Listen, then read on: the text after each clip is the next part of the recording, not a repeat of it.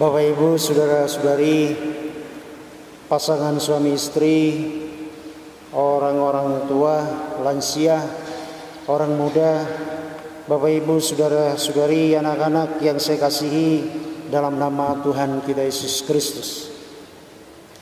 Mengawali homili ini, saya ingin menyampaikan suatu cerita di dalam keluarga. Ada seorang bapak bernama Suparman. Dalam aksen Inggris, Suparman ini jadi Superman. Dan memang dia manusia super. Badannya tegap. Dia juga jago main bola. Jago main voli juga. Dia juga pintar bela diri. Pokoknya manusia super. Tetapi sayangnya di dalam kehidupan perkawinan dan keluarga, dia salah mempergunakan semua kehebatannya itu, semua potensinya itu. Di rumah dia sering menendang istrinya, menendang anak-anaknya, kucing, anjing, dan ayam pun ditendangnya. Barang-barang jangan lagi kalau dia lagi emosi. Lalu mungkin karena dia pintar main voli juga, maka dia sering menyerang orang, menyerang istri dan anak-anaknya, dengan kata-kata, pokoknya mau menang sendirilah. Mungkin karena suka smash ketika dia bermain voli. Dan dia juga resisten, dia juga sering blok dan menolak ya pikiran-pikiran baik yang datang dari istri dan anak-anaknya dan juga dari orang lain. Mungkin karena main bola tadi itu, kalau orang smash jadi dia mesti blok. Ya. Akhirnya dia juga terkena mental block itu tadi. Ya. Susah menerima. Lalu kemudian orang-orang lingkungan merasa, waduh, bagaimana ini Bapak Suparman ini? Ya, tidak tega mereka melihat istrinya, anaknya. Lalu kemudian orang-orang Legio Maria mulai mendekati keluarga ini. Orang-orang karismatik pun mendekati keluarga ini, mendekati Bapak Suparman, lalu mengajak dia untuk mengikuti retret. Dan puji Tuhan, puji Tuhan, Superman ini, Bapak Suparman ini juga tadi dia bersedia untuk mengikuti retret selama 3 hari. Seminar hidup baru di dalam roh. Dan ketika dia mengikuti acara demi acara, pengajaran demi pengajaran, praise and worship, ada di sana misa, ada di sana adorasi, ada di sana doa Yesus, ada di sana Lectio Divina, hatinya kemudian jadi luluh. Dia benar-benar mau bertobat dan membaharui dirinya, paling tidak terhadap istri dan anak-anaknya di dalam keluarga.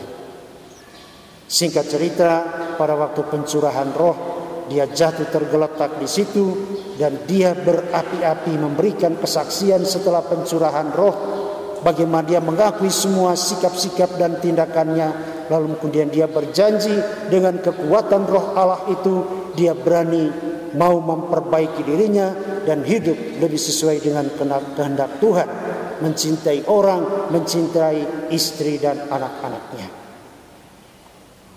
Dan memang benar,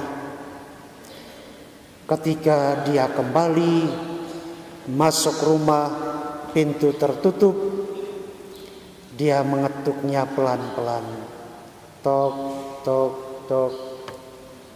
Tidak biasa seperti itu sebelumnya. Kalau dia datang, tok, tok, tok, tok, tok. Hei, buka pintu, siapa ada di dalam?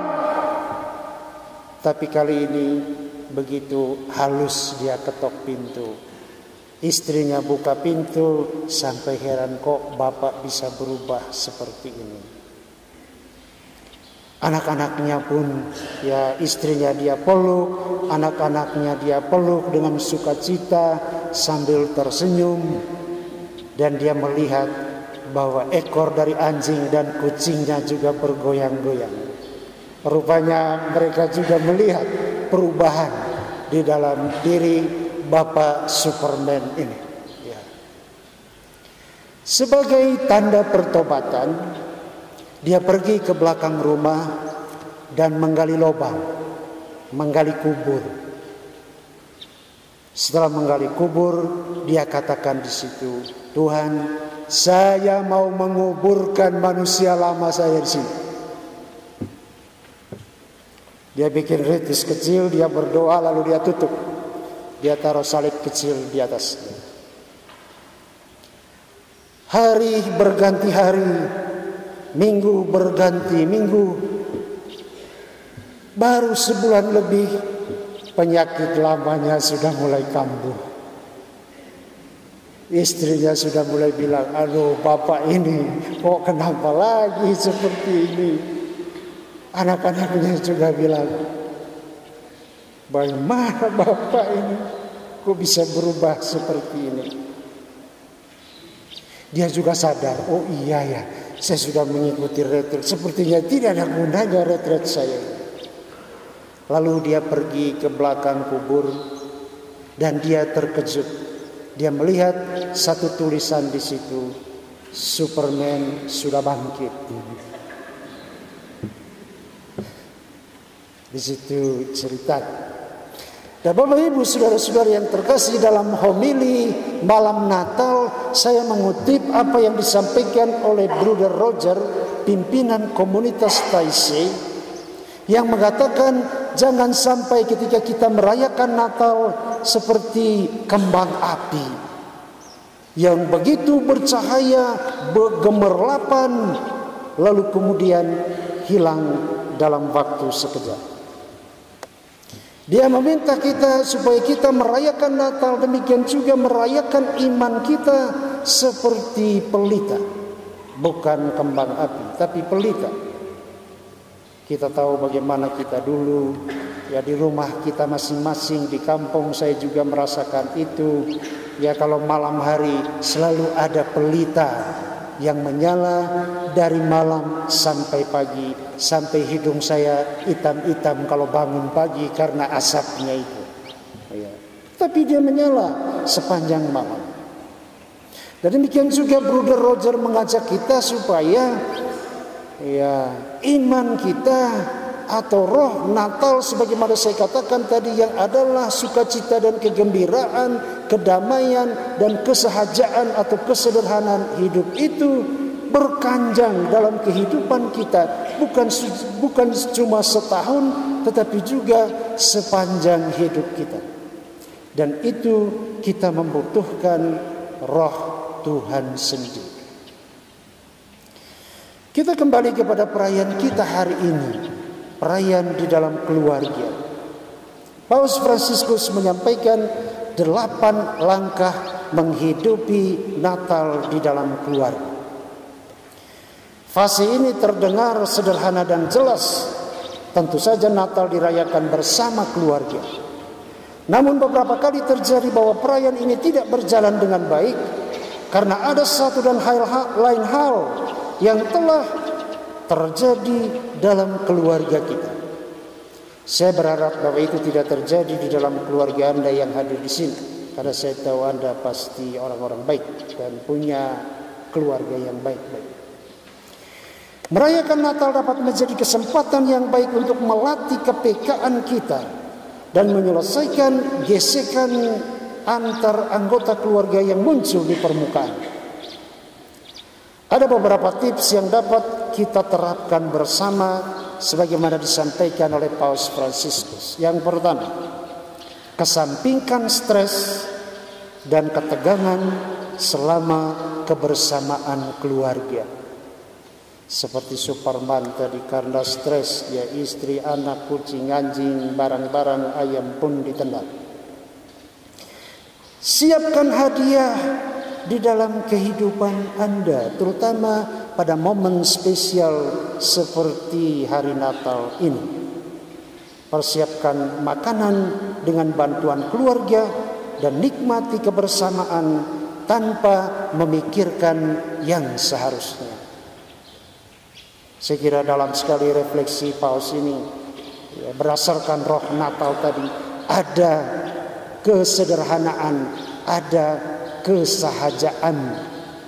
Kita di dalam keluarga mungkin punya impian, saya mau merayakan Natal secara wah, dengan makanan yang bagus, dengan kue, dengan pakaian, sepatu dan segala macam. Tapi tidak perlu seperti itu, kata Paus Fransiskus. Kita bisa menikmati kebersamaan tanpa memikirkan yang seharusnya. Langkah yang kedua, jadilah cerdik dan pandai dalam pertemuan keluarga. Perayaan Natal kadang membuat kita bertemu pribadi-pribadi yang selama ini tidak menyenangkan kita. Ingat sekarang di lingkungan kita, di keluarga kita, ya perpecahan di dalam keluarga itu sudah terjadi, Bapak Ibu sekalian. Antara saudara dan saudari, antara orang tua dan anak, masalah tanah dan sebagainya, bahkan sampai ke pengadilan, perkara antara anak dan orang tua, antara anak dengan anak soal tanah. Itu menjadi pikiran kita, bagaimana kita menghayati iman kita dalam kehidupan keluarga, mencontohi keluarga kudus Yesus, Maria dan Yosef. Maka penting bagi kita untuk menjaga sikap kita untuk mencari hal-hal yang dapat menyatukan dan sambung tanpa ada penilaian atau prasangka buruk. Momen bahagia seperti Natal ini atau Tahun Baru, kita kumpul bersama, bersuka cita bersama, lepaskan semua persoalan-persoalan dan masalah, tinggalkan, bila perlu kuburkan. Tetapi jangan seperti si Superman tadi, lalu kemudian setelah Natal dan Tahun Baru, penyakit-penyakit lama kita kambuh kembali alias bangkit. Yang ketiga, kata Paus, sabar, sabar dan sabar. Jika kita tidak akrab dengan orang tua kita atau mertua kita, jika kita tidak cocok dengan saudara kandung atau ipar atau anak atau kemanakan kita, kita perlu menarik nafas dalam-dalam dan berpikir positif. Singkirkan wajah jelek dalam diri kita dan sikap negatif. Kemarin ketika berkhotbah di Aula Assumpta, saya minta umat sekalian sebentar membuka masker, lalu memandang satu sama lain, memberikan senyuman yang paling manis, lalu berkata di dalam hati, I love you. Aku mencintaimu. Karena Yesus adalah senyum Allah untuk kita. Nikmati sukacita dengan cara positif dan kesempatan untuk mendengarkan apapun dengan lapang hati. Hindarkan apa yang saya katakan tadi, mental block. Itu satu gangguan mental, penyakit mental, the mental block. Langkah yang keempat, ketika saatnya untuk saling memberi dan menerima hadiah, cermatilah reaksi kita dan reaksi dari anak-anak kita. Penting kita ingat bahwa hadiah itu adalah bentuk simbolis dan tidak selalu membuat kita puas, tetapi penting bagi kita untuk menghargainya dengan senyum dan kata-kata terima kasih. Saya juga dulu ketika di paroki, tentu bukan di sini ya banyak sekali ya orang membawa hadiah-hadiah, ya bahkan membawa pisang yang sudah lama ditaruh di kulkas. Sehingga begitu selesai misa, pisang itu kemudian menjadi hitam dan tidak bisa disantap lagi. Tapi ya sudahlah, kita tetap dengan penuh wajah ceria mengucapkan terima kasih. Engkau sudah melakukan sesuatu yang menyenangkan. Jadi itu tadi, ya jelaskan pula kepada anak-anak kecil pentingnya untuk berterima kasih dan menghargai mereka yang telah menyiapkan hadiah dengan segala usaha mereka. Itu yang penting, bahwa orang memberi sesuatu pasti dengan hati yang tulus. Karena itu kita perlu berterima kasih. Anak juga harus berterima kasih kepada orang tua. Jangan kurang ajar. Ya. Lalu langkah yang kelima, tidak ada keluarga yang sempurna, dan beberapa anggota keluarga akan berkata-kata spontan dan kadang di luar kontrol. Janganlah kita jatuh dalam godaan. Lebih baik kita belajar tenang dan hening, mengubah tema, undanglah untuk menikmati kegembiraan. Pembicaraan yang tidak menyenangkan tidak perlu disimpan di hati, tetapi biarlah menjadi sebuah ungkapan perasaan. Kalau ada anggota keluarga kita yang bicara di luar kontrol, sudahlah, biarkan dia ungkapkan perasaannya, tetapi kita tidak boleh menyimpannya di dalam hati. Langkah yang berikut, jika pertemuan itu diadakan di rumah, ciptakan suasana pesta. Jadi Paus juga itu menganjurkan kita untuk pesta juga. Para imam juga dianjurkan, para imam jangan kerja terus. Ada juga waktu untuk rekreasi, ada juga waktu untuk bersukacita dan bergembira. Minum-minum, asal jangan mabuk tentunya. Ya. Ada juga waktu. Jadi Paus juga menganjurkan kita untuk itu. Dia bilang itu mengurangi tekanan. Biarkan anggota keluarga Anda ambil bagian dalam menyiapkan makanan, menyetel musik-musik sukacita. Luar biasa Paus ini. Dan doronglah setiap orang untuk bercakap-cakap atau menyanyi atau bermain karaoke misalnya. Asal jangan sampai larut malam. Pribadi-pribadi yang selama ini tidak menyenangkan kita, maka penting bagi kita untuk menjaga sikap. Ya, maaf. Jadi itu nasihat dari Paus kita tadi yang saya kira sangat-sangat menarik tentang pentingnya ya rekreasi atau sukacita itu dalam kehidupan keluarga. Langkah yang berikut, ingatkan bahwa anggota keluarga yang sudah lanjut perlu disapa dan diberi perhatian. Saya tidak tahu apakah Anda pada momen spesial Natal dan Tahun Baru ini ada rencana untuk mengunjungi orang tua Anda dan memberi sesuatu yang spesial untuk orang tua Anda yang sudah lanjut usia. Buatlah mereka merasa nyaman dan jangan abaikan selama pesta berlangsung. Jangan sampai kita joget-joget, nyanyi-nyanyi, karaoke, minum-minum, makan-makan, lalu orang tua kita ya yang lanjut usia tersingkir di sana atau tertinggal di kamar sendirian. Yang terakhir, ya, malam Natal atau Tahun Baru ini terjadi hanya setahun sekali, maka dari itu berusahalah untuk fokus menikmati kegembiraan dan kebersamaan. Singkirkanlah tekanan masalah atau persoalan rumit kita.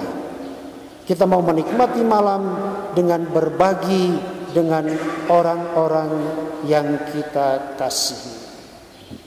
Bapak Ibu, saudara-saudari yang terkasih, inilah sedikit dari spirit Natal bagi kita, khususnya ketika kita merayakan itu di dalam keluarga kita masing-masing. Dan sebagaimana Yesus berkata, di mana 2-3 orang berkumpul di dalam namaku, di situ aku ada. Maka saya yakin dan percaya ketika kita berkumpul di dalam keluarga dan merayakan sukacita Natal di dalam keluarga, Tuhan hadir di sana dan memberikan berkat dan rahmat yang kita perlukan di dalam kehidupan ini. Dan sebagaimana Allah menghendaki supaya putranya lahir di dalam satu keluarga, saya yakin dan percaya ketika Anda membentuk satu keluarga dalam kehidupan perkawinan dan keluarga, Tuhan sudah hadir sejak awal pernikahan Anda dan akan terus membimbing Anda dalam seluruh perjalanan hidup perkawinan dan keluarga Anda.